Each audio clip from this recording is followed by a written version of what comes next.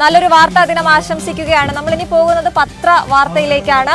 പത്രം 18ലേക്കാണ്. ഇന്ന് പത്രം 18മായി ചേരുന്നത് VS കൃഷ്ണരാജാണ്. പത്രങ്ങളിൽ ഒരുപാട് വാർത്തകളുണ്ടല്ലോ കൃഷ്ണരാജ്. പ്രത്യേകിച്ച് എക്സ്ക്ലൂസീവ് വാർത്തകൾ ഉണ്ടാകും, ഒപ്പം പത്രങ്ങളുടേതായ രീതിയിലുള്ള വാർത്തകൾ ഒരുപാട് ഉണ്ടാകും. എന്തൊക്കെയാണ് നമ്മൾ ഈ പത്രങ്ങളിലൂടെ കണ്ണോടിക്കുമ്പോൾ വളരെ പെട്ടെന്ന് നമ്മുടെ മനസ്സിൽ പതിയുന്നത്, പ്രേക്ഷകർ അല്ലെങ്കിൽ വായനക്കാർ വായിച്ചെടുക്കുന്ന വാർത്തകൾ? Good morning Ranjith, Aswathy. നല്ലൊരു ശുഭദിനം ആശംസിക്കുന്നു. പുലർച്ചെ 3 മണിക്കൊക്കെ എഴുന്നേറ്റ് തയ്യാറെടുത്ത് 10-60 കിലോമീറ്റർ അകലെ പോയി പ്രഭാത കേരളം അവതരിപ്പിക്കുന്നതിൻ്റെ ഉറക്കച്ചടവൊന്നും ആ മുഖത്ത് തീരെ കാണാനില്ല. സന്തോഷം. നമുക്ക് പത്രവിശേഷങ്ങളിലേക്ക് വരാം. നിരവധി വാർത്തകളാണ് ഇന്ന് ആകെയും ഉള്ളത്. പ്രധാന വാർത്ത മനോരമയിലേക്ക് വന്നാൽ സഭ പിരിഞ്ഞു എന്നതാണ്. അതായത് പരിഹാരമില്ലാതെ ഭരണ പ്രതിപക്ഷ പോര് തുടർന്നു. സഭ അനിശ്ചിതകാലത്തേക്ക് പിരിയേണ്ടി വന്നു. നടുത്തളത്തിൽ 5 പ്രതിപക്ഷ അംഗങ്ങളുടെ സത്യാഗ്രഹം. 1.5 മണിക്കൂറിനുള്ളിൽ സർക്കാർ പാസ്സാക്കിയത് 6 ബില്ലുകൾ എന്ന വാർത്തയാണ് മുഖപ്പേജിലെ ഏറ്റവും പ്രധാനപ്പെട്ടത്. അതായത് പ്രതിപക്ഷം ഒരു ചുവട് പോലും പിന്നോട്ടില്ലെന്ന് പ്രഖ്യാപിച്ചതോടെ ഭരണപക്ഷവും കടുത്ത നിലപാടെടുത്തു. അങ്ങനെ അനിശ്ചിതകാലത്തേക്ക് സഭ പിരിയേണ്ടി വന്നു എന്ന വാർത്ത ഒന്നാമത്തെ പേജിൽ. അവരുടെ എഡിറ്റോറിയൽ പേജിലേക്ക് പോയാൽ ഇന്ന് ലോക ജലദിനമാണ്. വളരെ പ്രാധാന്യമുള്ള ഒരു ദിവസമാണ്. വരൾച്ചയുടെ കാലമാണ്. വേനൽ കടുത്തു നിൽക്കുന്നു. ഇടയ്ക്കിടെ ആശ്വാസമായി വേനൽ മഴ എത്തുന്നുണ്ടെങ്കിൽ പോലും വലിയ പ്രതിസന്ധിയാണ്. പലയിടങ്ങളിലും ചൂട് കൂടുതലാണ്, വെള്ളം കിട്ടാനില്ല. ആ അവസ്ഥയിൽ വളരെ കൃത്യമായ ഒരു നിരീക്ഷണം, ഒരു വിലയിരുത്തൽ ഈ എഡിറ്റോറിയൽ പേജിലെ വാർത്തയ്ക്കുണ്ട്. വെള്ളമെന്ന വേദന എന്ന തലക്കെട്ടോടുകൂടി പണ്ട് നമ്മുടെ നാടിനെയും ജീവിതത്തെയും പരിപോഷിപ്പിച്ച നദികളുടെ ഇന്നത്തെ അവസ്ഥ എന്താണ്, നാം നദികളോട് ചെയ്യുന്നത് എന്താണ്, അവയ്ക്ക് തിരിച്ചു വരാൻ എന്തെങ്കിലും വഴിയുണ്ടോ എന്നൊക്കെ ചോദ്യങ്ങൾ ഉയർത്തുന്ന വളരെ മനോഹരമായ ഒരു ചർച്ച ആണ് വാർത്തയായി മാറുന്നത്. നമ്മൾ വെള്ളത്തിനു വേണ്ടി നേരിടുന്ന പ്രധാനപ്പെട്ട 3 വെല്ലുവിളികൾ, അതിനുവേണ്ടിയുള്ള 3 പരിഹാര നിർദ്ദേശങ്ങളും അടങ്ങുന്ന സമഗ്രമായ, വളരെ പ്രാധാന്യമർഹിക്കുന്ന ഒരു മനോഹരമായ ചിത്രം കൂടി ഉൾപ്പെടുത്തുന്ന, വരണ്ട പ്രദേശത്ത് ഒരു വള്ളത്തിൽ ഒറ്റയ്ക്ക് തുഴയുന്ന ഒരു ചിത്രം കൂടി കാണിക്കുന്ന ഒരു മനോഹരമായ വാർത്ത വിലയിരുത്തലാണ് അവരുടെ എഡിറ്റോറിയൽ പേജിൽ ഉള്ളത്. അതായത് നമ്മുടെ നദികളിലെയും തോടുകളിലെയും ജലനിരപ്പ് അപകടകരമായ നിലയിൽ താഴ്ന്നു കഴിഞ്ഞു. മഴക്കാലത്ത് കരകവിഞ്ഞൊഴുങ്ങി പ്രളയമുണ്ടാക്കുന്ന നദികളുടെ അടിത്തട്ട് വേനൽക്കാലത്ത് പൂർണ്ണമായും വറ്റി വിണ്ടുകീറുന്നു തുടങ്ങി വളരെ കൃത്യമായ ഒരു വിലയിരുത്തലാണ് ആ വാർത്തയിൽ ആകെയും കാണാനാകുന്നത്. മറ്റൊരു പ്രധാനപ്പെട്ട വാർത്തയിലേക്ക് വന്നാൽ, കഴിഞ്ഞ ദിവസം പെരുമാതുറയിൽ ഒരു കുട്ടി അമിതമായ ലഹരി സുഹൃത്തുക്കൾ നൽകി ഉപേക്ഷിച്ചു പോയി. ആ കുട്ടി മരിച്ചു. ആ വാർത്തയ്ക്ക് വളരെ പ്രാധാന്യം നൽകുന്നുണ്ട്. ലഹരി ചുഴിയിലാണ് പെരുമാതുറ, അത് അശാന്തിയുടെ തീരമാണ് എന്ന തലക്കെട്ടോടെ ഒരു കുഞ്ഞു വാർത്ത വരുന്നു. ഒരാൾ കസ്റ്റഡിയിലായി എന്ന വാർത്ത. ഉമ്മ എനിക്കിരിക്കാനും നിൽക്കാനും വയ്യ എന്ന അവസ്ഥ മരണത്തോട് മല്ലടിക്കുന്ന നേരത്ത് ആ കുട്ടി ഉമ്മയോട് പറഞ്ഞത്. അതായത് അമ്മയുടെയും സഹോദരിയുടെയും കൺമുന്നിലായിരുന്നു ആ കുട്ടി മരിച്ചു വീണത്. ആ വാർത്ത വളരെ വൈകാരികമായി എന്നാൽ വളരെ കൃത്യതയോടെ ചെയ്യാൻ മനോരമ ശ്രമിച്ചിട്ടുണ്ട്. ലഹരി ഉള്ളിൽ ചെന്ന ഇർഫാൻ കടുത്ത അസ്വസ്ഥതകൾ കാട്ടി മരണത്തിലേക്ക് നീങ്ങിയത് മാതാവിൻ്റെയും സഹോദരിയുടെയും കൺമുന്നിലാണ്. ഒരാൾ കസ്റ്റഡിയിലായി. 17-കാരൻ്റെ ദുരൂഹ മരണത്തിന് പിന്നിൽ സുഹൃത്തുക്കളുടെ പ്രേരണയാലുള്ള അമിത ലഹരി ഉപയോഗമെന്ന് അമ്മ ആരോപിക്കുകയാണ്. ആ വാർത്ത വളരെ സമഗ്രമായി ഉൾപേജിൽ നൽകിയിട്ടുണ്ട്. മറ്റൊരു കൗതുകം ജനിപ്പിക്കുന്ന ഒരു വാർത്ത വിജിലൻസ് ഡിവൈഎസ്പിക്കെതിരെ വിജിലൻസ് കേസ് എന്നതാണ്. അതായത് തിരുവനന്തപുരത്തെ വിജിലൻസ് ഡിവൈഎസ്പി പി വേലായുധൻ നായർക്കെതിരെ വിജിലൻസ് കേസെടുത്തു.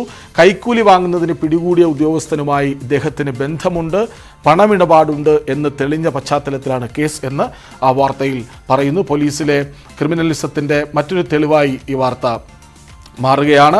വളരെ കൃത്യമായ ഒരു റിപ്പോർട്ട് തന്നെയാണ് അതിലാകെയും വരുന്നത്. കേസിലെ പ്രതിയായ റവന്യൂ വകുപ്പ് ഉദ്യോഗസ്ഥനെ ദിവസങ്ങൾക്ക് മുൻപ് 25,000 രൂപ കൈക്കൂലി വാങ്ങുന്നതിനിടെ വിജിലൻസ് കൈയോടെ പിടികൂടി ജയിലിലടച്ചിരുന്നു. ഈ പ്രതിയുമായി വേലായുധൻ നായർ സാമ്പത്തിക ഇടപാട് നടത്തി എന്ന വാർത്തയാണ് ഇതിൽ വരുന്നത്. മറ്റൊരു ഉൾപേജിലേക്ക് വന്നാൽ മനോരമയുടെ ഒരു ചിത്രം വളരെ ശ്രദ്ധേയമാണ്. രാഹുൽ ഗാന്ധി കഴിഞ്ഞ ദിവസങ്ങളിൽ വയനാട്ടിലും തൻ്റെ മണ്ഡലത്തിലടക്കം വിവിധ പരിപാടികളിൽ പങ്കെടുത്തിരുന്നു. അവിടെ മുട്ടിലിൽ ബംഗളൂരു കേരള സമാജം സാന്ത്വന ഭവനം പദ്ധതി ഉദ്ഘാടന ചടങ്ങിനിടെ തിരിതെളിക്കാൻ സമാജം സെക്രട്ടറി ശ്രമിക്കുമ്പോൾ ആ കൊള്ളി പുറത്തേക്ക് വീണു. അത് വിശിഷ്ട അതിഥികൾ നിൽക്കുന്ന വേദിയിൽ രാഹുൽ ഗാന്ധി തന്നെ പുറത്തേക്ക് വന്ന് ആ കൊള്ളിയെടുത്ത് തിരിച്ച് അവരെ ഏൽപ്പിക്കുന്ന ആ ഒരു ദൃശ്യം വളരെ മനോഹരമായി പകർത്തിയിരിക്കുന്നു. മറ്റൊന്ന് മനോരമയിലെ ഒരു പ്രധാനപ്പെട്ട വാർത്ത, BJP ഏറ്റവും പ്രധാനപ്പെട്ട വിദേശ രാഷ്ട്രീയ കക്ഷിയെന്ന് US പത്രമായ വാൾ സ്ട്രീറ്റ് ജേണൽ നിരീക്ഷിക്കുന്നു. വളരെ കൃത്യമായ ഒരു വാർത്തയുണ്ട്. BJPയെ ലോകം തീരെ മനസ്സിലാക്കിയിട്ടില്ല എന്നും ആ വാർത്തയിൽ പറയുന്നുണ്ട്.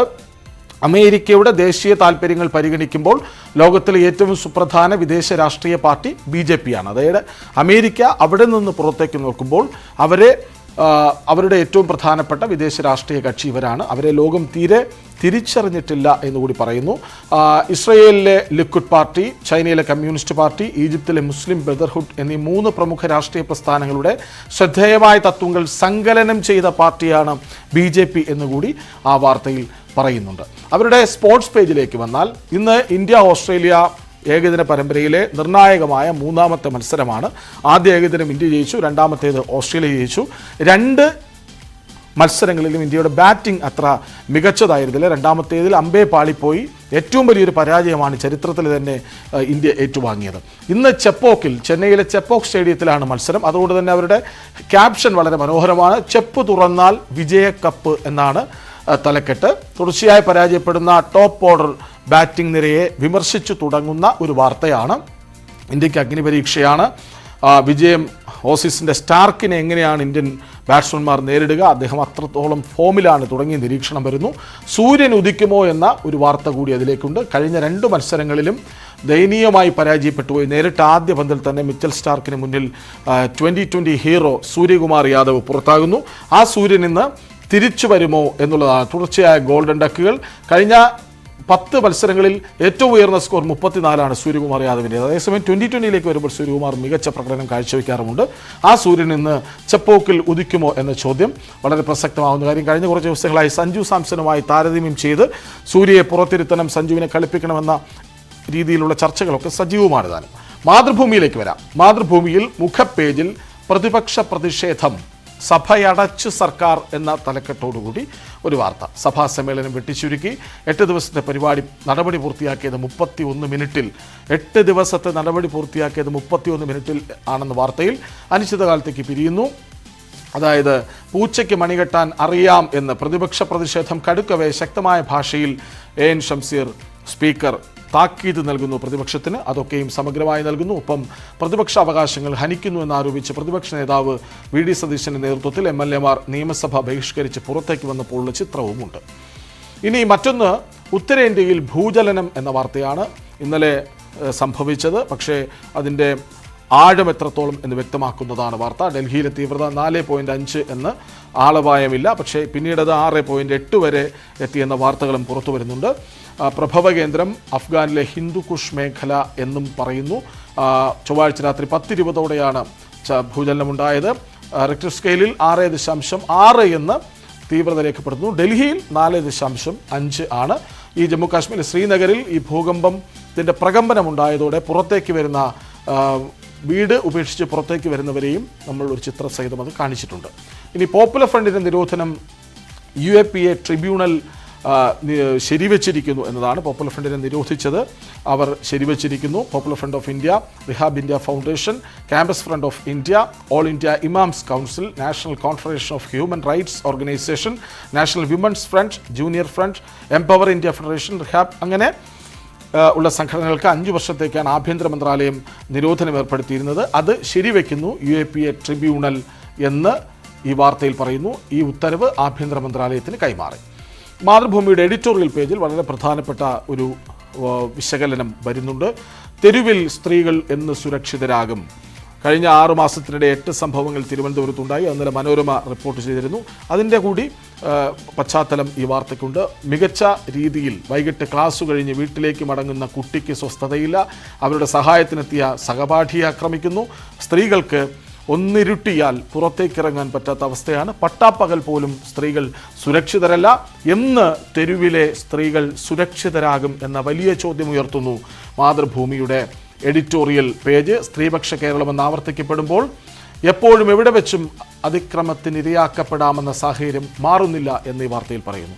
ഉൾപേജിൽ ഇങ്ങനെ ഒരു പ്രതിഷേധം കണ്ടിട്ടില്ല എന്ന വിദ്യാഭ്യാസ മന്ത്രി ശിവൻകുട്ടിയുടെ വാക്കുകളെ കോട്ട് ചെയ്ത് ഒരു കാർട്ടൂൺ സഹിതം, ഗോപികൃഷ്ണന്റെ കാർട്ടൂൺ സഹിതം വാർത്ത നൽകുന്നു. നടുത്തളത്തിലിരുന്ന് മുദ്രാവാക്യം വിളിച്ച പ്രതിപക്ഷത്തെ വിമർശിക്കുകയാണ് മന്ത്രി. അതായത് ഞങ്ങൾ പ്രതിപക്ഷത്തായിരുന്നപ്പോൾ മുദ്രാവാക്യം വിളിച്ചിട്ടുണ്ട്. ഞങ്ങളൊക്കെ സഭയിൽ മുമ്പ് അംഗങ്ങളായിരുന്നവരാണ്, പ്രതിഷേധിക്കേണ്ട സാഹചര്യങ്ങളിൽ പ്രതിഷേധിച്ചിട്ടുണ്ട്. പക്ഷേ ഇപ്പോൾ ഇവിടെ നടക്കുന്ന രൂപത്തിലുള്ള ഒരു പ്രതിഷേധവും സഭയിൽ ഉണ്ടായിട്ടില്ല എന്ന് ശിവൻകുട്ടി പറയുന്നു. ആരും മറന്നിട്ടുണ്ടാവില്ല സഭാതലത്തിൽ മൈക്ക് വലിച്ചെറിയുന്നതും അതിൻ്റെ വയർ പൊട്ടിച്ചെറിയുന്നതും സഭാതലത്തിന് മുകളിലൂടെ നടക്കുന്നതുമൊക്കെ അത് അതേ ശിവൻകുട്ടി തന്നെയാണ് ഈ പറയുന്നത് എന്നത് വളരെ ഹാസ്യ രൂപേണ ഇവിടെ തുടങ്ങി താഴേക്കുണ്ട്. വളരെ ദീർഘമായ ഒരു കാർട്ടൂണാണ്, വളരെ രസകരമായ ഒരു കാർട്ടൂണാണ്. മാന്യസഭയ്ക്ക് വന്ദനം എന്ന് പറഞ്ഞു തുടങ്ങുകയാണ്. ഒരു മത്സരാർത്ഥിയെ പോലെ, സ്കൂൾ യുവജനോത്സവ വേദിയിലൊക്കെ കാണുന്ന ഒരു മത്സരാർത്ഥിയെ പോലെ മാന്യസഭയ്ക്ക് വന്ദനം എന്ന് പറഞ്ഞു തുടങ്ങുന്ന ഒരു കാർട്ടൂൺ, വളരെ രസകരമായൊരു കാർട്ടൂൺ. ഇതിന് താഴേക്ക് 4 5 കോളങ്ങളിലുണ്ട്. അത് തൽക്കാലം കാണിക്കാനാവില്ല. ഏതായാലും വളരെ മികച്ച ഒരു കാർട്ടൂൺ. ഇനി മാതൃഭൂമിയുടെ സ്പോർട്സ് പേജിൽ ക്യാപ്റ്റൻ കിലിയൻ എംബാപ്പെ, ഫ്രാൻസ് ടീമിന് പുതിയ ക്യാപ്റ്റൻ വരുന്നു. അതാകട്ടെ വിസ്മയ താരമാണ്. അതായത് ലോകകപ്പിൽ നമ്മൾ കണ്ടതാണ് എത്ര വട്ടമാണ് പരാജയത്തിൻ്റെ ആഴങ്ങളിലേക്ക് പോയ ഫ്രാൻസിനെ തൻ്റെ കരുത്തുകൊണ്ട്, തൻ്റെ കളിമികവ് കൊണ്ട് എംബാപ്പെ തിരിച്ചു കൊണ്ടുവന്നത് എന്ന് നമ്മൾ കണ്ടതാണ്. പക്ഷേ അവസാനം കണ്ണീരായി പോയെങ്കിലും എംബാപ്പെ എന്ന താരത്തിൻ്റെ ഉദിച്ചുയരൽ, അതിങ്ങനെ ഭാവിയിലെ താരമാരെന്ന ചോദ്യത്തിന് ഉത്തരം എംബാപ്പെ മാത്രമാണ് എന്ന് പറയുന്ന ഘട്ടത്തിലാണ് ഫ്രാൻസ് ദേശീയ ഫുട്ബോൾ ടീമിൻ്റെ ക്യാപ്റ്റനായി കിലിയൻ എംബാപ്പയെ തിരഞ്ഞെടുക്കുന്നത്. വളരെ ഭാവിയുള്ള ഒരു താരം ഫ്രാൻസിൻ്റെ തലപ്പത്തേക്ക് വരുന്നു. കേരള കൗമുദിയിലേക്ക് വന്നാൽ തൂക്കുകയറിന് പകരമെന്ത് എന്ന് കേന്ദ്രത്തോട് സുപ്രീം കോടതിയുടെ നിർണായകമായ ചോദ്യം മുഖപ്പേജിൽ വളരെ പ്രാധാന്യത്തോടെ. വേണം വേദനയില്ലാത്ത വധശിക്ഷ. അതായത് ഹർജിക്കാരൻ്റെ തൂക്കുകയർ വിധിക്കപ്പെട്ടവർക്ക് വേദന കുറഞ്ഞ ശിക്ഷ വേണം, വധശിക്ഷ വേണം. ഇന്ത്യയിലെ വധശിക്ഷാ രീതി ക്രൂരവും മനുഷ്യത്വരഹിതവുമാണ്. വെടിവെച്ചോ വിഷം കുത്തിവെച്ചോ വൈദ്യുതി കസേര വഴിയോ നടപ്പാക്കണം. തൂക്കുകയർ ക്രൂരവും ഒട്ടേറെ രാജ്യങ്ങൾ ഉപേക്ഷിച്ചതുമാണ് എന്ന ലോ കമ്മീഷൻ റിപ്പോർട്ട് ചൂണ്ടിക്കാട്ടിയുള്ള ഹർജിയായിരുന്നു. അവിടെ തൂക്കുകയറാണോ മികച്ച രീതി, മാനുഷികമായ ബദൽ രീതികളുണ്ടോ എന്ന ചോദ്യം സുപ്രീം കോടതി സർക്കാരിനോട് ചോദിക്കുന്നു. വളരെ പ്രസക്തമായ ഒരു ചോദ്യം. തൂക്കുകയറിന് പകരമെന്ത് മുഖപ്പേജിലെ 1-ാം വാർത്ത. മറ്റൊരു ഇന്നൊരു പക്ഷേ ഏറ്റവും മനസ്സിനെ ആകർഷിക്കുന്ന, പത്രവായനക്കാരെ ഏറ്റവും സന്തോഷിപ്പിക്കുന്ന ഒരു ചിത്രം, വലിയ അർത്ഥതലങ്ങളുള്ള ഒരു ചിത്രം കേരള കൗമുദിയിൽ. കണ്ണുകളെന്തിന് വേറെ എന്ന ചോദ്യത്തിൽ താഴെ ഇന്നലെ കേരള പുരസ്കാരങ്ങൾ സമ്മാനിച്ചിരുന്നു.